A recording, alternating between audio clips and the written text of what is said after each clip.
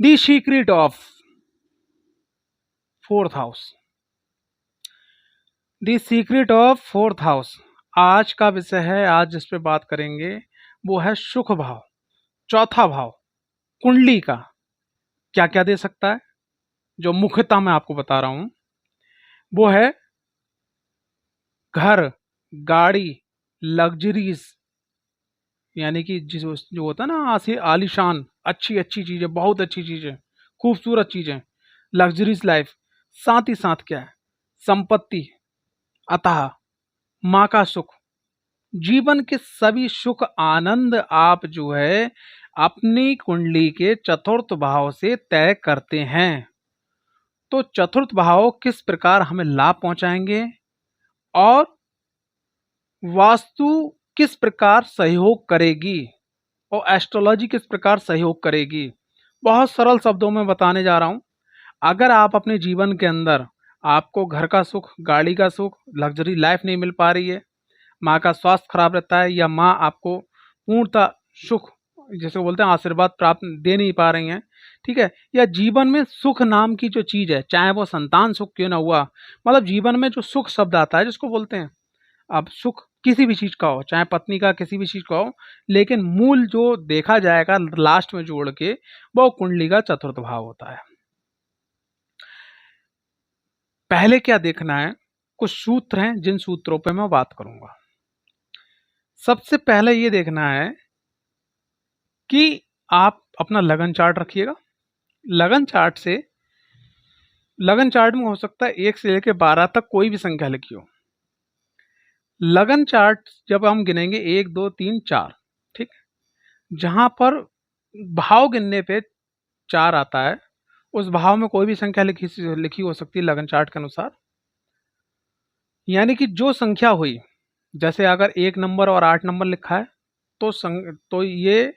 मेष या वृश्चिक हुआ, और मेष और वृश्चिक के जो स्वामी हैं वो हुए मंगल। यहाँ पर अगर चौथे भाव में 2 नंबर या 7 नंबर लिखा है, यानी वृषभ या तुला, तो कौन स्वामी हुए, शुक्र। अगर 3 नंबर और 6 नंबर लिखा है, यानी कि मिथुन या कर्क, तो स्वामी कौन हुए, बुध। अगर 11 नंबर 10 नंबर लिखा है तो यहाँ के स्वामी कौन हुए, हुए श्री शनिदेव महाराज, यानी कि मकर या कुंभ। अगर 9 नंबर और 12 नंबर लिखा है तो यहाँ के स्वामी कौन हो गए, देवगुरु बृहस्पति, क्योंकि 9 नंबर धनु राशि और 12 नंबर मीन राशि। अगर यहाँ पे 4 नंबर लिखा है तो कर्क राशि, और कर्क राशि के स्वामी कौन हुए, आपके चंद्रमा, यानी कि सुखेश कौन हो गए, चंद्रमा। अगर जो है यहाँ पर 5 नंबर लिखा है, यानी सिंह राशि, और सिंह राशि के स्वामी कौन हो गए, सूर्यदेव, ठीक है, यानी कि सुख भाव के स्वामी कौन होगा, सूर्यदेव। तो सबसे पहले हमें इस सरल तरीके से ये सूत्र निकाल लेना है कि चौथे भाव में 1 से लेकर 12 तक में से कौन सी संख्या लिखी है और उस संख्या, उस राशि के मालिक कौन है, पहले तो हम ये निकालेंगे, ठीक। अब दूसरे नंबर पे क्या है कि वो जो मालिक हैं वो कुंडली के किस भाव में बैठे हुए हैं। 1 से लेकर 12 भाव हैं, अपने ही घर में बैठे हैं, या 6 8 12 में बैठे हैं, तीसरे में बैठे हैं, पंचम में बैठे हैं, सप्तम में, दसम में, 12वें में, कहाँ बैठे हुए हैं, लाभ में कहाँ बैठे हुए हैं, पहले हम ये देखेंगे। और यहाँ जब कहने का तात्पर्य, जिस भाव में वो बैठे होंगे वो भाव सुख भाव का और लगन का मित्र है या शत्रु भाव है। जैसे कि अगर चतुर्थ भाव के स्वामी 12वें भाव में जाके बैठ गए, यानी कि सुख जो है, सुख भाव के स्वामी कहाँ बैठ गए, 12वें भाव में, तो 12वां भाव का हो गया, व्यय का हो गया, ठीक है। यानी कि आपको अब सुख अर्जित करने के लिए उस चीज का लगभग लगभग थोड़ा सा व्यय आपको करना होगा। और अगर वो 12वें भाव में जो राशि है, अगर जो जो आपके चौथे भाव के स्वामी हैं, अगर उनके लिए वो नीच की हुई, उच्च की हुई, समान की हुई, तो फल में परिवर्तन आपको देखने को मिलेगा। तो ये आपको पहला सूत्र अपनाना है। दूसरा सूत्र आपको क्या देखना है कि जो चतुर्थ भाव के स्वामी हैं जहां भी बैठे हैं उनका अंश बल क्या है, यानी कि उनका ताकत कितनी है, ठीक है। उसके बाद में उन पे किस ग्रह की दृष्टि पड़ रही है, सुखेश पे, और चतुर्थ भाव यानी सुखेश स्वामी के एक भाव आगे एक भाव पीछे कौन ग्रह बैठे हुए हैं। सुख भाव के स्वामी किस नक्षत्र में बैठे हुए हैं। ठीक, ये सब चीजें आपको देखनी होगी, तब आप सही आकलन निकाल सकते हैं। अब मैं आपको थोड़ा मोटा मोटा बताना चाहूंगा, फिर अंतिम में थोड़ा सा उपाय की भी बात करी जाएगी। अगर सुख भाव के स्वामी लगन में बैठे हुए हैं तो ये एक बहुत अच्छा सूत्र माना जाता है। और यहाँ पर क्या है कि थोड़ा सा अगर आप मेहनत करते हो, ठीक है, और माँ का आशीर्वाद लेते हो या माँ समान महिला का आशीर्वाद लेते हो, तो जीवन के अंदर सभी प्रकार की मनोरथ जो सुख से जुड़ी हुई हैं, अगर कर्म आपका उस लेवल का है तो आपको जरूर प्राप्त हो जाएंगी। ठीक है, अगर सुख भाव के स्वामी अगर द्वितीय भाव में बैठे हुए हैं, ठीक है, ये भी एक बहुत अच्छा योग है, क्योंकि अपने से 11 में है। ठीक, तो सुख भाव के स्वामी जो है अगर अपने से 11 में द्वितीय भाव में बैठे हुए हैं, तो आप अपने परिवार के बड़े बुजुर्गों का, ठीक है, अपने परिवार के जुड़े हुए लोगों का मान सम्मान करते हो, समय समय पे आप अगर आप मदद करते हो, ठीक है, अपनी वाणी को उत्तम रखते हो, ठीक है, तो यकीन मानिएगा कि आपका जो जीवन है वो बहुत अच्छा हो जाएगा, सभी प्रकार की सुख सुविधा आनंद आपको प्राप्त हो जाएगा। अगर सुख भाव के स्वामी जो है वो आपके पराक्रम भाव में चले गए, तो यहाँ पर आप देखिएगा कि अपने से 12 में हो गई यहाँ, और लेकिन 12 में होने के बाद में उनकी एक दृष्टि भाग्य भाव पर पड़ेगी। तो भाग्य को आपको जगाना होगा अपने कर्म से, क्योंकि सुखिया साहब के कर्म में बैठ गए लगन चार्ट के अनुसार, और अपने से 12 में बैठ गए। अगर जब तक आप कर्म नहीं करोगे सही दिशा में, क्योंकि अक्सर मैंने देखा है जब चतुर्थ भाव के स्वामी तीसरे भाव में जाकर बैठते हैं तो ऐसे लोग कर्म करते हैं, तो या तो उनका कर्म सही दिशा में हो नहीं पाता है, या उनको बेर बेर चीजें बदलने पड़ती हैं। तो आपको बदल ऐसा कोई काम चुनाव करो जिसमें अगर आप चाहते हो कि जीवन के अंदर सभी प्रकार की लग्जरी सुख और समृद्धि मिले, तो आप जो है ऐसा काम चुनाव करो जो लंबे समय तक चले, लगातार आप कर सको, पहला काम। दूसरी चीज क्या है कि जब तक आप पराक्रम नहीं करोगे आपका भाग्य जागेगा नहीं, और आपको जीवन में कुछ भी मिलने वाला है नहीं जो संतोषजनक हो, ये अपना लीजिएगा। सुख भाव का स्वामी अगर सुख भाव में बैठा है तो इससे बढ़िया मेरे हिसाब से कोई योग नहीं है। बस सुख भाव पे किसी पापक ग्रह की दृष्टि ना हो और अपने आप में इतना बल हो कि जो वो पूरी कुंडली का निर्वाह कर दे। सुख भाव के स्वामी, ठीक है,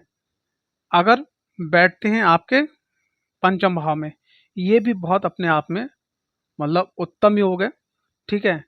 अपने से द्वितीय बैठ जाना, तो जैसे जैसे आप अपने काम से जुड़ी हुई विद्या को बढ़ाते हैं,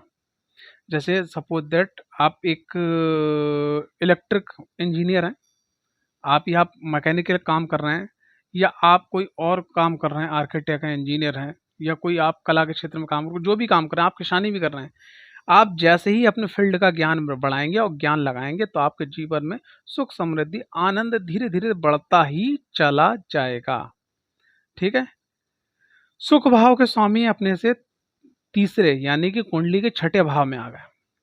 आप जब छठे भाव में आएंगे, भाई लगन से भी छठे हो गए और अपने से भी तीसरे हो गए, अब आपको जीवन के अंदर सुख, चाहे वो वाहन का हो, भूमि का हो, भवन का हो, माँ का हो, संपत्ति का हो, या कोई भी आनंद हो, उस आनंद को प्राप्त करने के लिए आपको बहुत मेहनत करनी पड़ेगी। और अगर कोई आसानी से आपको आनंद मिल जा रहा है और चतुर्थ भाव के स्वामी जो है थर्ड भाव यानी अपने से तीसरे भाव में बैठे हुए हैं, तो यकीन मानना कि अगर आपको 2 रुपए का आनंद मिला है तो ये 20 रुपए आपसे वसूले जाएंगे। इसीलिए कहा गया है कि जब चतुर्थ भाव के स्वामी छठे भाव में बैठे हैं, तो अगर आप कोई लोन ले रहे हैं, चाहे personal loan, house loan, education loan, किसी प्रकार का लोन ले रहे हैं, बिजनेस लोन ले रहे हैं, तो यकीन मानिएगा बड़ा सोच समझ के लेना चाहिए। पूरी कुंडली का विश्लेषण करवाने के अनुसार कौन सी तिथि आपकी अच्छी रहेगी, किस बार पे आपको अकाउंट में पैसा गिरवाना है। ठीक है, हालांकि ये थोड़ा सा प्रोसेस में मतलब पॉसिबल होना बहुत दिक्कत आएगी। ठीक है, लेकिन अगर आप ऐसा करते हैं और नियमित रूप से उतने की ईएमआई, उतना जो आपको निकालना है एडवांस लेके चलते हैं, तो सही है। अगर जरा सी भी सुई ऊपर नीचे हुई और चतुर्थ भाव के स्वामी जो छठे भाव में बैठे हैं, तो सुख जो आप आनंद जीवन में प्राप्त करना चाहते हैं, या जो चीज़ आप अपना बिजनेस, व्यापार, कारोबार या किसी चीज़ को बढ़ाना चाहते हैं, वो जो चीज़ इतनी छोटी हो जाएगी कि आपको ईएमआई वो पेमेंट निकालने में दिक्कत आ जाएगी। तो अगर चतुर्थ भाव के स्वामी छठे भाव में बैठे हैं अपने से पराक्रम भाव में, इस बात का विशेष ध्यान रखना। चतुर्थ भाव का स्वामी अगर सप्तम भाव में आ जाए यानी कि केंद्र का स्वामी और केंद्र में ही आ गया तो ये अपने आप में बहुत अच्छा योग है। ठीक है, बात अर्थ क्या है कि चौथे भाव में जो राशि है उसका जो स्वामी है वो सप्तम भाव की जो राशि है वो अगर मित्र राशि है या उच्च राशि आ जाती है तो ये अपने आप में बहुत बहुत बहुत बड़ा संयोग हो जाता है, बहुत अच्छी चीज होती है। तो इसके लिए जो है आप जो है सप्तम भाव के स्वामी को भी देख लीजिएगा। ठीक है, और सप्तम भाव और चतुर्थ भाव के स्वामी का संयुक्त मिला हुआ कोई उपाय कीजिएगा कि जिससे आपके जीवन में व्यापार, प्यार, दाम्पत्य, सुख, आनंद सब जुड़ता चला है। ठीक है, सुख भाव के स्वामी अगर अष्टम भाव में बैठे हैं, ठीक है, अब यहां पर अष्टम भाव में बैठे हैं, लगन से अष्टम है और यहां से 1 2 3 4 5 और यहां से सुख भाव से पंचम है। यहां पर आपको अपने जीवन के अंदर कुछ सूत्रों को अपनाना पड़ेगा। पहली चीज आपको अपना लगन मजबूत करना होगा, चाहे वो आप स्टोन डाल के करें, रुद्राक्ष डाल के करें, जप से करें, योगा से करें, प्राणायाम से करें, वो आप पहला काम करिएगा जिससे लगन आपका मजबूत हो। और सुख को अर्जित करने के लिए आप जो है जो भी आपके इष्ट आराध्य हैं जहां आपका मन लगता है वहां नित्य आप पूजा करना स्टार्ट कर दीजिएगा। और साथ ही साथ जो भी प्रोफेशन में आप काम कर रहे हैं या जिस प्रोफेशन में जाना चाहते हैं उसकी स्टडी को बढ़ा दीजिएगा, क्योंकि आठवां जो घर है वो दर्शाता है क्या बोलते हैं गुप्त ज्ञान को, छुपी हुई चीजों को। और सुख भाव के स्वामी वहां जाके बैठ गए तो आप जैसे जैसे अपनी स्टडी के अंदर आगे बढ़ते चले जाओगे उसमें आपको आनंद मिलता चला जाएगा। तो जीवन के अंदर वाहन, भूमि, भवन सभी प्रकार का सुख आपको मिलेंगे मिलेंगे, लेकिन साथ ही साथ जो आपका दोष लगा था कि भाई सुख भाव के स्वामी जो है अष्टम में पहुंच गए तो वो दोष भी खत्म होगा और आपको रिसर्चों से वो चीजें मिलेंगी कि जिनका लोगों ने कभी विचार नहीं करा होगा, सोचा नहीं होगा। ठीक है, और आप अपनी लाइफ में आगे बढ़ते चले जाएंगे। सुख भाव के स्वामी अपने से छठे में, भाग्य भाव में। अब आपने भाई अपने से छठे चले गए और अगर लगन चार्ट से थे आप भाग्य भाव में चले गए। ऐसे लोगों के संग मैंने अक्सर एक चीज देखी है कि ये कॉम्बिनेशन होता है कि उनको चीजें बहुत अच्छी मिलती हैं और मिलते मिलते मिलते क्या होता है 98 99 97 पे 97 98 99 पे जाके चीजें रुक जाती हैं या बिगड़ जाती हैं या बनते बनते रह जाती हैं। अगर आपका भाग्य साथ नहीं दे रहा है और आप अपने जीवन में सुख, आनंद किसी भी चीज का प्राप्त नहीं कर पा रहे तो बस आप एक काम कीजिए। अगर आपकी माँ है तो साल में कम से कम एक बार उनको तीर्थ लेके जाइएगा, कोई भी जो उनको पसंदीदा हो वहां दर्शन करवाइएगा, पूजन पाठ करवाइएगा। ठीक है, माँ की सेवा कीजिएगा, पहला काम। अगर माँ नहीं है तो माँ तो लेडीज या आपकी सास हो गई, मौसी हो गई, ठीक है, ताई हो गई, जो भी चाची भी हो गई, जो भी माँ तो लेडीज हैं उनकी आप जब जब मौका मिला उनकी सेवा आप करते रहिए। सिर्फ इतना मात्र करने से आप देखेंगे आपका भाग्य साथ देने लगेगा। जो अपने से सुख भाव से छठे भाव का दोष लग रहा था वो दोष समाप्त होगा और चीजें बहुत अच्छी होती चली जाएंगी और आप कहोगे ये चमत्कारिक रूप से काम करेगा। लेकिन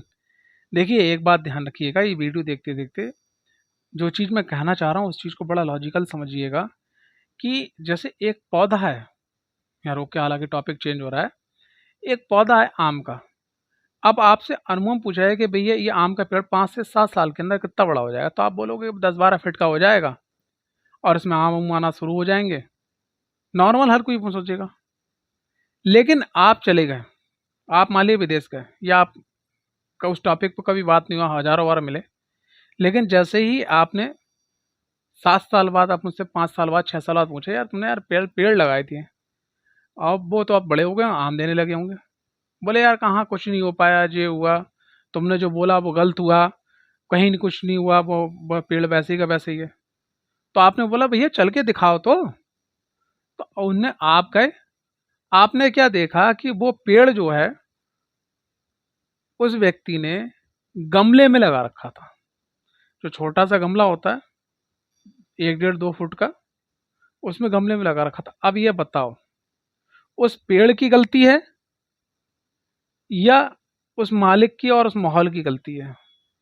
तो जो आपकी कुंडली बोल रही है राजयोग, कभी कभी तो राजयोग हमारा यूं एक्टिवेट नहीं हो पाता कि हमें वो माहौल नहीं मिल पाता, या हम उस माहौल को बना नहीं पाते हैं। जैसा उस आम के पेड़ के संग हुआ। अगर वो आम का पेड़ किसी अच्छी जमीन पे लगता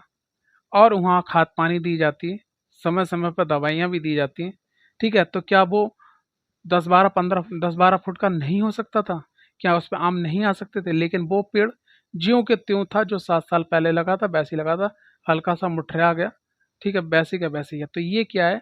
कि कुंडली के अंदर जो योग होते हैं वो भी तब एक्टिवेट होते हैं जब आप अपने आसपास का माहौल बनाते हो, यानी कि जिसको बोलते हैं ज्योतिष शास्त्र में देश काल परिस्थिति। ठीक। अब बात करते हैं कि अगर शुक्र भाव का स्वामी अगर दसम भाव में आ जाए तो अपने से सप्तम। बस बहुत छोटा सा सूत्र यहां मैं आपको बताना चाहूंगा, बड़ा अजीब सा लगेगा आपको। आप कोशिश करिएगा कि जो भी बिजनेस कारोबार व्यापार कर रहे हैं वो व्यापार अगर आप अपनी मां के नाम या उनके नाम से फर्म डिजाइन कर दें, ठीक है, या उनके नाम नहीं कर सकते तो जो भी देवी शक्ति हैं, जो भी धाम है, शक्तिपीठ हैं माँ के, किसी एक शक्तिपीठ का नाम उठा के उनसे जुड़ के टाइटल अगर आप नाम रख देते हैं और उसका कुछ परसेंटेज निकाल के उस मंदिर में जाके डोनेट करते हैं या कन्या पूजन करते हैं, और अगर आपकी माँ है उनकी सेवा में लगाते हैं आप, ठीक है, 2 महीने में, 4 महीने में, 6 महीने में, जब भी वो ऑफिस आए उनको ऑफिस में मेन चेयर में बैठालते हैं, उनका मन पसंद जो भी वो खाने पीने वाले हैं उनको आप खिलाते हैं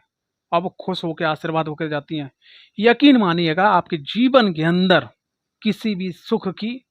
कमी नहीं हो सकती। बस गारंटी ये है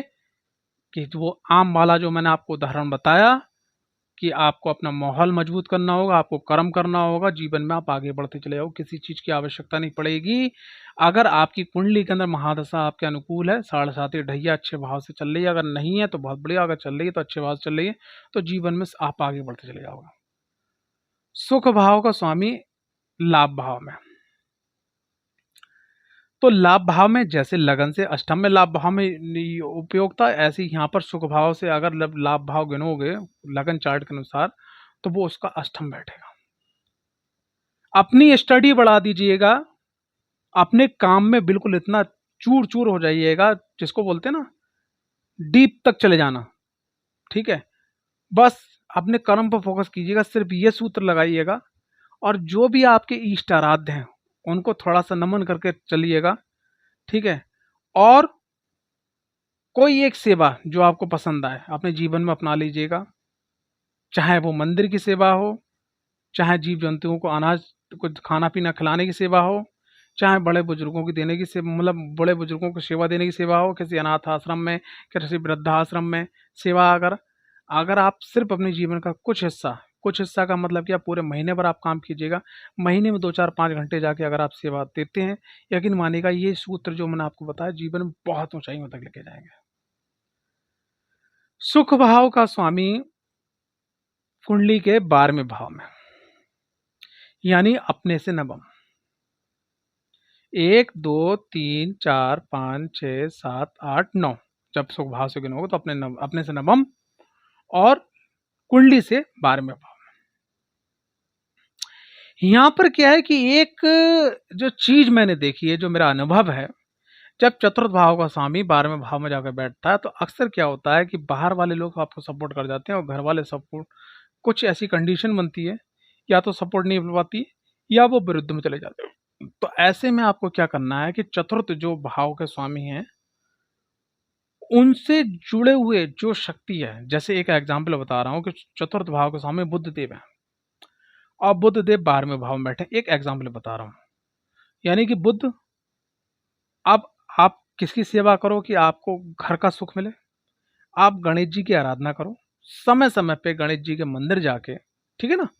गणेश जी के आपको मंदिर जाना और कुछ ना कुछ आपको मंदिर के अंदर डोनेट करना है, कभी आप उनका श्रृंगार करवा दो, कभी दूरबा चढ़ा दो, कभी मोदक का भोग लगवा दो। अगर आप ये कंटिन्यू लेके चलते हैं तो वाहन भूमि भवन यश कीर्ति मान सम्मान मिलेगी और घर वालों का भी सुख आपको मिलेगा और बाहर वालों का भी सुख आपको मिलेगा। ये नियम अपना लीजिएगा, लेकिन ये नियम तब अप्लाई होगा कि जो लोग कर्मशील हैं। अगर आप कर्म करेंगे तो जीवन के अंदर सभी प्रकार का सुख आनंद आपको प्राप्त होते चले जाएंगे। तो ये तो रहा 12 के 12 भाव में किस प्रकार से रहता है। लेकिन अब जो है जैसे वास्तु आपको किस प्रकार सपोर्ट करेगी, ठीक। अब मैं आपको ये चीज बताना चाह रहा हूँ, एक उदाहरण बताऊंगा, बाकी आप सब खुद समझ लीजिएगा। कुछ समझ में ना आए तो अपना अपॉइंटमेंट लेके और जानकारी आप ले सकते हैं। जैसे उदाहरण के तौर पे ये मेष लगन की कुंडली है, तो मेष लगन से गिनने के बाद में चौथे भाव में जो राशि आएगी वो 4 नंबर आएगी, यानी कि मालिक कौन है, वो चंद्रमा। अब आपकी कुंडली अच्छी है, आप उपाय भी कर रहे हो, सब कुछ कर रहे हो, ठीक है, लेकिन चीजें मिलते मिलते रह रही हैं। तो हो सकता है 99%, 99.9% कि आपके घर के अंदर जो चंद्रमा का स्थान है, जिसको बोलते हैं बाह्य कोण, चंद्रमा का जो पूरा स्थान है, नॉर्थ से लेके वेस्ट के बीच का जो कॉर्नर है, north north west, west north west और नॉर्थ वेस्ट, ठीक है। तो ये जो दिशा है, इस दिशा में अगर आप एकदम काला रंग डाल दो, ठीक है, गंदगी रख दो, ठीक है, यहाँ पर मतलब आप जो है ऐसा एलिमेंट ले आओ कि ऊंचाई हो जाए, ठीक है, या ये कोना कटा हुआ हो, यहाँ दरारें हों, यानी कि यहाँ पर जो है नॉर्थ वेस्ट, जिसको बाह्य कोण बोलते हैं, वहां से जुड़ा हुआ कोई भी ऐसा काम जो चंद्रमा की एनर्जी को कम कर रहा है या गलत कर रहा है, नकारात्मक कर रहा है, तो यकीन मानिएगा कि आपको जीवन में आप कितना भी दौड़ता रहिए, वाहन भूमि भवन जो भी सुख है वो आपको आनंद नहीं मिलेगा। लेकिन उधर आप कुंडली दिखा रहे हो तो कुंडली में निकल के आ रहा है कि आपका समय बहुत अच्छा है, और इधर ये निकल के आ रहा है कि भैया, उधर ये निकल के आया आप कैसे हैंड गाड़ी लोगे, बहुत बड़ी लग्जरी लाइफ हैगी। अब इधर जो है घर के वास्तु ने वो चीज पी ली, खत्म कर दी, तो आप क्या ले आ रहे हो सेकंड हैंड पे, वो भी गाड़ी ईएमआई में, ठीक है। तो इतना बड़ा अंतर आ सकता है। तो क्या करना है, वास्तु आपको किस प्रकार सहयोग करेगी, सुख भाव से जुड़ी हुई राशि और सुख भाव से जुड़ी हुई जो दिशा है, उस दिशा को आप शुद्ध कीजिएगा, सही कीजिएगा, बूस्ट कीजिएगा। कौन सा यंत्र वहां लगेगा, क्या कलर होना चाहिए, किस प्रकार से उसको जो है अच्छा करा जाए कि जिससे जो है हमारा सुख जो है वो एक्टिवेट हो जाए, ठीक है। इस प्रकार आपको वास्तु सहायता करेगी। एस्ट्रोलॉजी किस प्रकार सहायता करेगी, एस्ट्रोलॉजी किस प्रकार सहायता करेगी, भाई कुंडली का चतुर्थ भाव का स्वामी किस भाव में बैठा है, अब इस भाव का हमें दान करना है। और अगर दान करना है तो आम जो लोग होते हैं बाहर पब्लिक में करना है, मंदिर में करना है, या उससे जुड़ी हुई चतुर्थ भाव से जुड़ी मंदिर में सेवा करना है, ठीक है, या कोई मंत्र जाप करना है, कोई स्टोन पहनना है, रुद्राक्ष पहनना है। तो एस्ट्रोलॉजी उस चीज को किस प्रकार बढ़ाना है, किस प्रकार घटाना है, किस प्रकार फिल्टर करके अच्छा करना है, तो एस्ट्रोलॉजी आपको इस प्रकार मदद करेगी। तो अगर आप वास्तु करवाने के इच्छुक हैं, आपको जीवन में वाहन भूमि भवन या कीर्ति मान सम्मान या ये जो लग्जरी से नहीं मिल पा रही है, तो आप अपनी कुंडली विश्लेषण और कुंडली विश्लेषण के बाद में आप अपना एस्ट्रो वास्तु यानी कि टोटल जोड़ के आपकी कुंडली, और यानी कुंडली मतलब एस्ट्रो और वास्तु, एस्ट्रो वास्तु जरूर करवाइएगा, जिससे जीवन में जो जो आपका सुख कहीं गायब हो गया है वो आपको पुनः प्राप्त हो सके। आशा करता हूं ये वीडियो आपको पसंद आई होगी। अगर वीडियो पसंद आए तो वीडियो को लाइक, चैनल को सब्सक्राइब करना बिल्कुल ना भूलें। जय माता दी, हर हर महादेव।